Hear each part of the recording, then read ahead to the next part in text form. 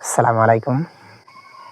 আমি আজকে দেখাতে যাচ্ছি যে আসলে আমি কখন টিউশনিতে অর্থাৎ কোচিং করাতে বের হই। আসলে এই সময়টা আ সকলেই ঘুমাচ্ছে প্রায় মেক্সিমাম টাইম, এটা শহর বলেন আর গ্রাম বলেন। বাট আমি হচ্ছে আমার কার্যক্রম শুরু করি ৫টা থেকে। আর আমার কোচিংয়ে যেতে একটা জায়গা পার হতে হয়। পুরোটাই হচ্ছে মানে একদম মরুভূমি ধরতে গেলে। এই জায়গাগুলোতে হচ্ছে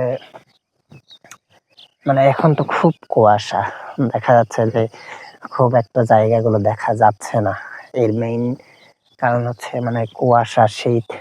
আর শীতের সময় একটু কষ্টই হয় পড়ানো। বাট তারপরেও হচ্ছে আ কোচিংয়ের চাপ থাকে। ঘুম নিয়েই কোচিংয়ে আসতে হয়। যদিও অনেকেই যারা টিউশনি বা কোচিং করায় তারা বুঝবে এটা আসলে কত কষ্ট হয়ে যায়। ৫টা মানে শীতের সময় অনেক।